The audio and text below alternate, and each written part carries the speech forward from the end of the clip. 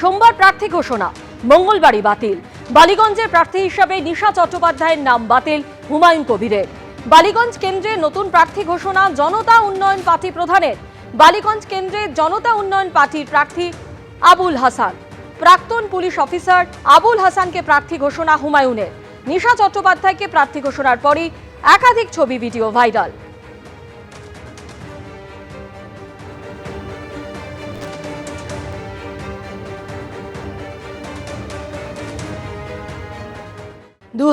সালের মার্চ মাসের পর দেওয়া ওবিসি শংসাপত্র কি গ্রহণযোগ্য?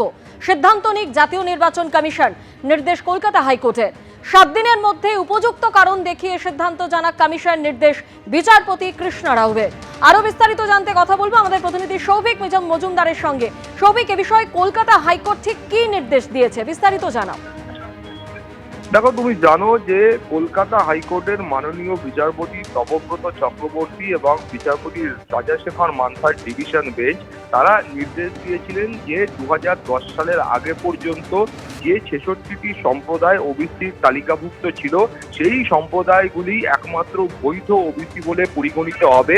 বাকি 2010 সালের পরে যে সম্প্রদায়গুলিকে ওবিসির আওতাভুক্ত করা হয়েছে তাদের বৈধতা কিন্তু খারিজ করেছিল কলকাতা হাইকোর্ট।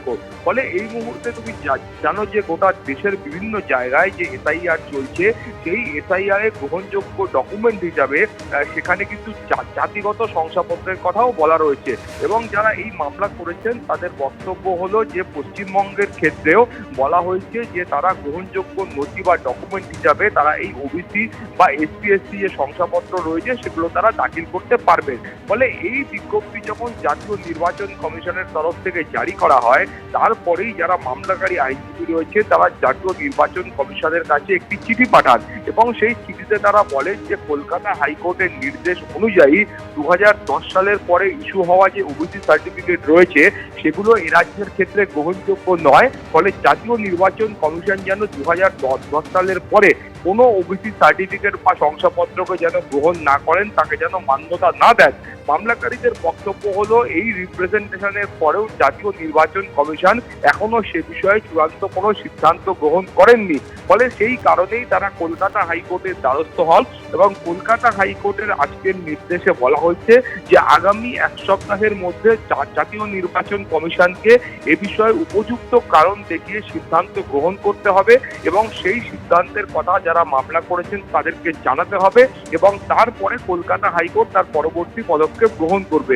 এখন তুমি জানো যে মূল যে মামলা কলকাতা হাইকোর্টে ওবিসি নিয়ে হয়েছিল বা ওবিসির শংসাপত্র নিয়ে হয়েছিল, সেখানে বলা হয়েছিল যে সেই 2010 সালের পর থেকে যে ওবিসি সার্টিফিকেটগুলো ইস্যু হয়েছে বা শংসাপত্রগুলো ইস্যু হয়েছে সেগুলো উপযুক্ত নিয়ম মেনে হয়নি। সেখানে এই ধরনের যে জনগণনার প্রয়োজন ছিল বা যে অডিট করার প্রয়োজন ছিল সেই অডিটটাও ঠিকমতো হয়নি। ফলে তোমার মনে থাকবে যে কলকাতা হাইকোর্টের তরফে যে নির্দেশ দেওয়া হয়েছিল সেই নির্দেশেই বলা হয়েছিল যে শুধুমাত্র 2010 সালের আগে পর্যন্ত যে 66টি সম্প্রদায় ওবিসি তালিকাভুক্ত ছিল তারাই শুধুমাত্র বৈধ এবং তারপরে বাকিটা বৈধ নয় বলে কলকাতা হাইকোর্ট তার রায় জানিয়েছিল। এবং তারপরে এই মামলা সুপ্রিম কোর্ট পর্যন্ত পৌঁছে, কিন্তু তার আবহে যখন এসআইআর শুরু হয়েছে সেখানেও কিন্তু এই ওবিসি সার্টিফিকেট গ্রহণযোগ্য বলে সেখানে জানানো হয়েছে এসসি এসটি সার্টিফিকেটের মতোই। ফলে পশ্চিমবঙ্গের চিত্রটা যেহেতু একটু আলাদা এবং পশ্চিমবঙ্গের ক্ষেত্রে ওবিসি নিয়ে কলকাতা হাইকোর্টের একটা নির্দিষ্ট নির্দেশ রয়েছে, সেই প্রেক্ষিতেই আইনজীবীদের এই বক্তব্য। ফলে 1 সপ্তাহের মধ্যে নির্বাচন কমিশন তারা সিদ্ধান্ত গ্রহণ করলে তারপরে বাকি বিষয়টাও কিন্তু স্পষ্ট হবে। সৌভিক, তুমি আমাদের সঙ্গে থাকো। যে খবরের দিকে আমাদের নজর রয়েছে, 2010 সালের মার্চ মাসের পর দেওয়া ওবিসি শংসাপত্র কি গ্রহণযোগ্য? সিদ্ধান্ত নিক জাতীয় নির্বাচন কমিশন, নির্দেশ কলকাতা হাইকোর্টে।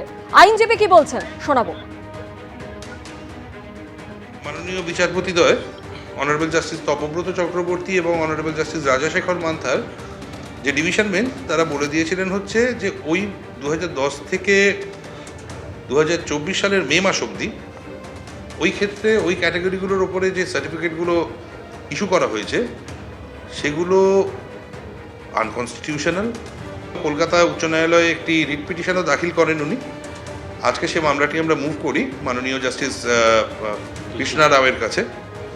তো মহামান্য বিচারপতি নির্দেশ দিয়েছেন ইলেকশন কমিশন অফ ইন্ডিয়াকে যে উনি প্রথমে বলছিলেন 48 ঘন্টার মধ্যে নিষ্পত্তি করে একটি অর্ডার পাস করতে ইসিআইকে। ইসিআই আরও একটু সময় চাওয়াতে 7 দিনের মধ্যে বক্সিবাবুর যে রিপ্রেজেন্টেশন বা চিঠি এটা গেছে ইসিআই এর কাছে, তার উপরে একটি ডিসিশন নিয়ে একটি রিজেন্ট অর্ডার পাস করে বক্সিবাবুকে জানাতে হবে যে এই শংসাপত্রগুলোর ক্ষেত্রে ইসিআই কি করিজেন্ডাম ইস্যু করছে। এবিপি আনন্দ, এগিয়ে থাকে, এগিয়ে রাখে।